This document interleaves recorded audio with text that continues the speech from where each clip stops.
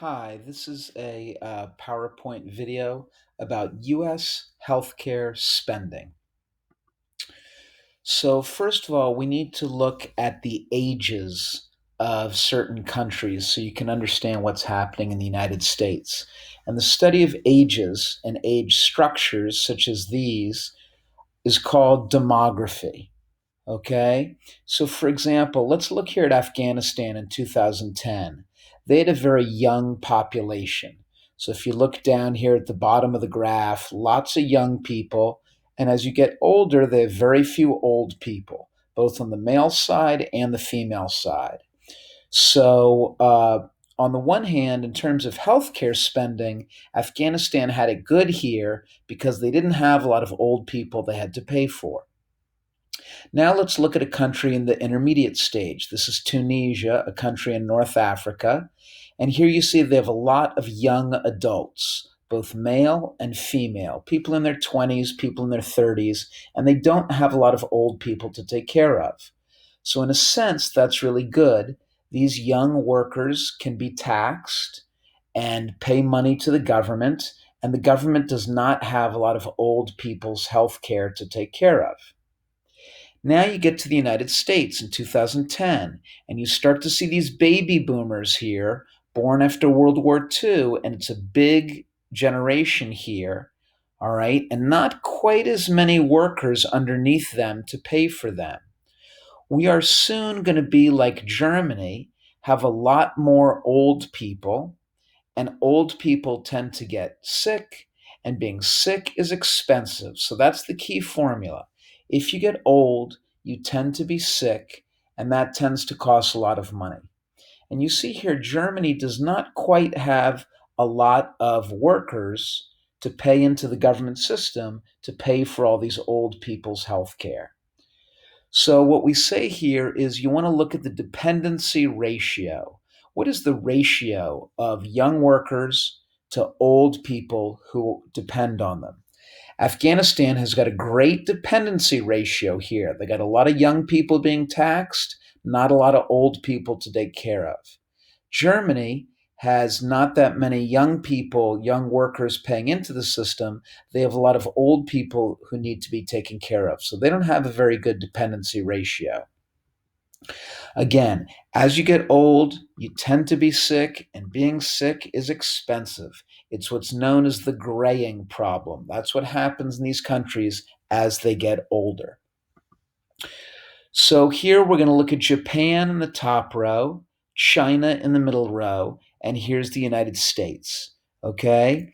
If you go back here to 1990, again, we had a lot of young adults here in their 30s, okay, in their 40s, and they were paying into the government, paying taxes, and we didn't have that many old people to take care of. But soon we're going to have a lot more old people to take care of, and that's going to be expensive. You can see where China's headed, a lot more old people, not as many young workers being taxed. So China's going to have a bad dependency ratio. They're going to have a lot of old, dependent people and not quite as many workers paying into the system. That's not good. Let's look at the rich world as a whole. We're talking about England, Spain, France, Germany, Italy, Canada, the US, South Korea, Japan, Australia, and New Zealand. If you look here in green, you can see the population over 65 is going where? We have more old people or fewer. And in blue, you have the population under 15%. We have more of them or fewer. So, what's happening to these countries in the rich world? Are the populations getting older or younger? Why are they getting older? Are those countries at war? No. Are medicine and science getting better or worse? It's getting better. Is people's diet getting worse or better? People are starting to take care of themselves. And aging populations mean that their healthcare costs will increase or decrease. Now, let's look at the United States in particular for obvious reasons. How does U.S. healthcare spending compare to the other rich nations? Again, this is the Organization for Economic Cooperation and Development.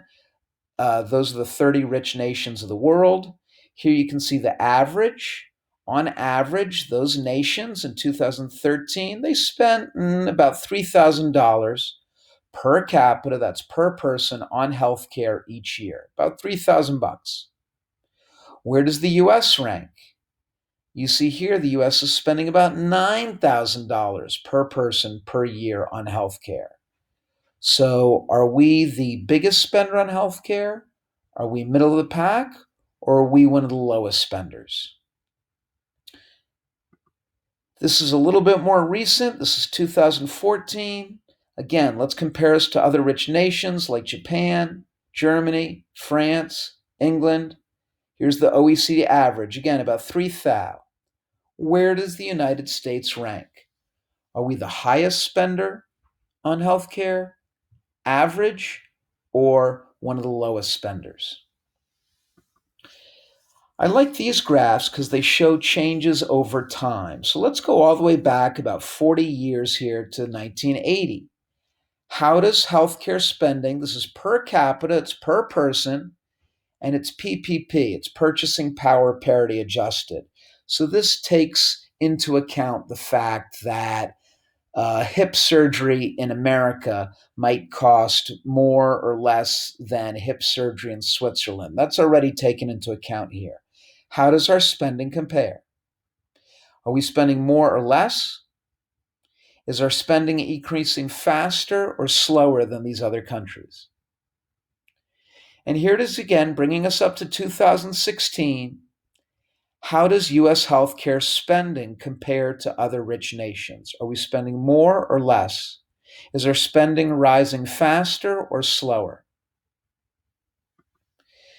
Since the United States spends the most on healthcare, the United States lives the longest, right? Right? Let's look at this graph. We've got health spending per capita per person on the x-axis. And again, it's PPP, purchasing power parity adjusted. They're already taking into account the fact that surgery in the United States might cost different from surgery in Brazil. This graph already takes that into account. On the y-axis, you see life expectancy. And obviously, we'd like our country to rank up here towards 85. How are we doing? Is the United States spending the most or the least? And is the United States living the longest, or middle of the pack, or one of the shortest? What is the problem? In what way is the US an outlier? In what way is the US different from all the other rich nations? Here you see Chile, Norway, Japan lives a long time, eating that sushi and fish that's good for you. Italy, that Mediterranean diet with olive oil. Spain, Israel, eating that healthy Mediterranean diet, tomatoes, fish, fruits, nuts. Korea, Greece, Portugal, they live a long time. Does the US live as long as they do? Does the US spend more or less on healthcare than they do? Here's another graph. Again, we have life expectancy on the y-axis. Where do we want to be here? We'd like to live a long time, so we'd like to be as close to the top as possible. And here's health expenditure on the x-axis. Do we want to spend a lot or a little? We'd like to spend a little. We'd like to be high up on the axis and spend a little. So be where like Chile and South Korea are. Here you see Japan and Spain living the longest. Are we living the longest? Are we spending the most or the least on healthcare? Let's look at changes over time, and let's break it down by male on the left and female on the right. If you go back to 1960, and the US is in black here, okay? If you go back to 1960, you see that males in America, their life expectancy was about middle of the pack. It was about 67 years old. That's middle of the pack compared to the other rich nations. We get to 2010, are we still middle of the pack? Are we living the longest, middle of the pack, or have we fallen behind? Now let's look at the ladies. Back in 1960, here these are females, back in 1960, what was our life expectancy? Our women expected to live about 73 years. How does that compare to the other countries? It's about middle of the pack. Here we see changes over time, and by 2010, where are we? Are we living the longest? Are we middle of the pack? Or have we fallen behind? This is really a great slide, okay? Here we go back to 1980, and our life expectancy was similar to those of other rich nations. Here we are, basically middle of the pack, lived about 73 and a half years, middle of the pack compared to the other countries. Then, from 1980 to 2015, over these 35 years, how did our spending compare to other nations? Look at that. We spent the most. Our spending increased the fastest, again, up to $9,000. All right. Are we living the longest? Well, let's look at our life expectancy in 2015. Are we living longer than the other countries? Are we middle of the pack? Or have we fallen behind despite the fact that we're spending so much more? So, what is going on here? Why do you think that's happening? Why does the United States spend the most on healthcare yet not live as long as other rich countries? Well, let's compare US health habits to other countries. First of all, is our alcohol consumption, is that the problem? Here are the top 10 drinking countries. France has a lot of wine, Russia has a lot of vodka, Germany has a lot of beer. Out of the 30 rich nations, is the US drinking a big problem? We rank about 25th out of 30. Is US drinking a big problem? Well, let's look at smoking. Maybe that's the problem. Here are the 30 OECD countries. Here's the average smoking rate. Okay? And where does the US rank? Are we one of the biggest smokers like Turkey and Greece? Where's the US on here? The US is right up here. Okay? So are we one of the heaviest smokers or are we one of the lightest smokers? Is smoking the problem? What about obesity? How does US obesity compare? Here you have your 30 OECD countries, and where does the United States rank? Are we one of the thinnest countries, middle of the pack, or are we one of the most obese countries? And you can see Mexico, Chile, and the United States right there. 40% of adults were obese in 2016. How does our obesity compare to the other rich nations of the world? Here it is, broken down by age. What's happening to child obesity in the US? Going up, going down, or flat? What's happening in child obesity? Over here, this is adult obesity. Okay? What's happening to adult obesity over the years? Is it going up, down, or staying the same? What is the problem with obesity? The problem is it tends to lead to diabetes and different types of cancer. So, for example, if you're in the normal range for body mass index, then your chances of getting these diseases are pretty low. But as you go to overweight and then become obese, your chances of getting things like diabetes and colon cancer, heart disease goes up. What are the financial consequences? Well, you can see here that people who are normal weight are paying about this much each year on health care, and the obese, they're paying a lot more.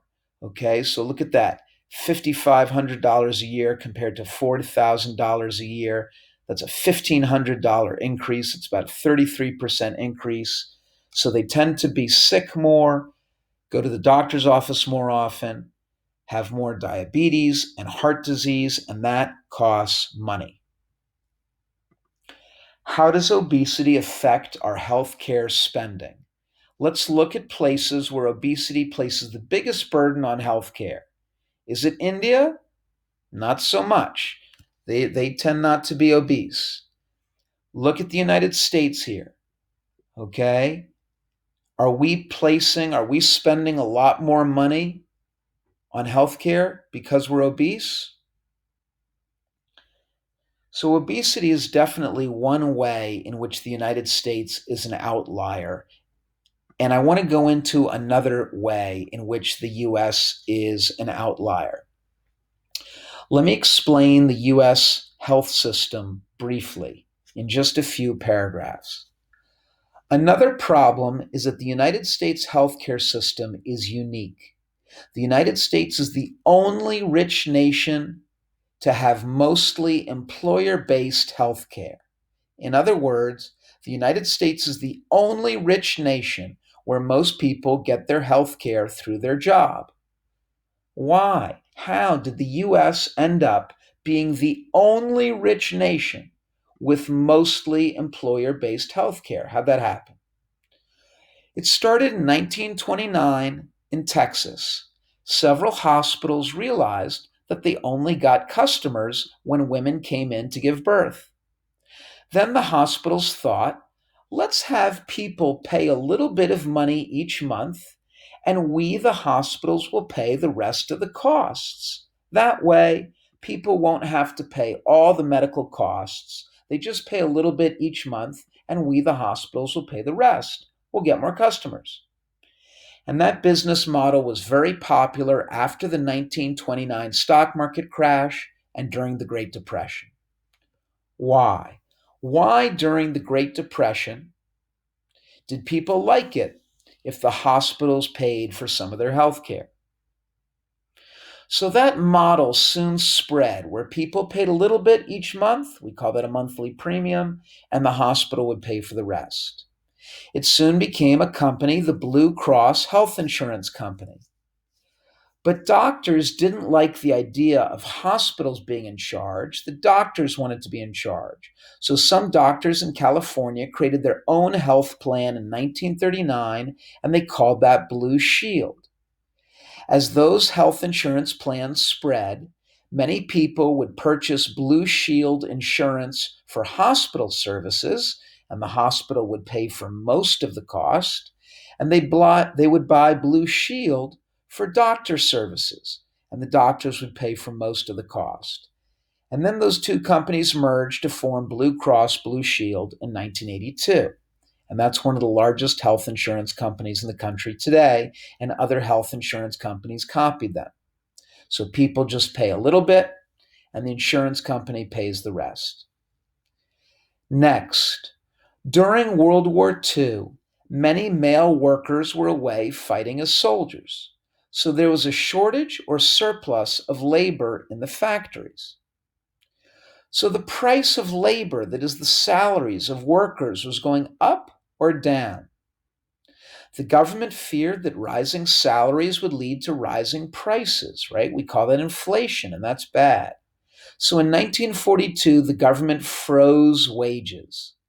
Then the companies could not give raises, and they couldn't attract new workers by offering them more pay because the government had froze wages in the middle of World War II. Workers couldn't complain for more money because whining about money was seen as unpatriotic and selfish when other men were off fighting and risking their lives in the war. So companies found another way to recruit and reward workers. Instead of offering higher pay during World War II, they couldn't do that because the government froze wages. Companies started to offer what benefit? In 1943, the government made employer-based health insurance tax deductible. In other words, the premiums, the monthly fee that the worker pays and that the companies pay are tax deductible. So if you pay $100 in your healthcare premium to get health insurance each month, you can write off those $100 and lower your taxes, and the health insurance company or the company that hires you can do the same thing. As a result of this health insurance model, where you just pay a little bit and the company pays the rest, and both the worker and the company get tax breaks, this model spread. So in 1940, only 9% of Americans had some form of health insurance, and by 1950, more than 50% did. Today, it's about 80% of Americans have health insurance, and it's mostly through their job. How does employer based health insurance work? Well, first, you got to understand how insurance works. You got to understand these key terms. The premium is the monthly payment that you or your parents make to the health insurance company, and then they give you coverage. They give you a policy. They say if you have a heart attack or a broken arm or whatever, we, the company, will pay for most of that. You have to pay the deductible, whatever. That's the first amount up to $200 or up to $300, up to a limit that we call a deductible. All the costs above that, the health insurance company will pay. And every time that you go to the doctor or the hospital, you have to pay what's called a copay of whatever, $20, $30, $50. Again, the United States is the only rich nation in the world to have this job based, employer based healthcare system, and there are problems with it. First of all, if you don't have a job, then do you have health coverage? Second of all, if you have one or more part time jobs, maybe you work 10 hours a week at McDonald's and 10 hours a week at driving cars for Uber or Lyft, they might not offer you what? Also, is healthcare a big, expensive cost for companies? Yes, it is. So, is offering healthcare to your workers a big, expensive burden on small and new companies? Is it hard for new companies to pay for healthcare for their workers? What effect do high healthcare costs do to entrepreneurship and startups? Does it make it easy to start a company if you've got to pay a lot of healthcare for your workers, or does it make it hard to start a company? Next, if you had an illness or a sick child, would you be eager to leave your job, which gives your family healthcare? Yes or no? So, what does employer based healthcare do to job mobility? Are people with condition or a sick kid or a sick spouse, are they more likely to stay at that job? I hope this is clear. If you have any questions, please let me know. Thank you.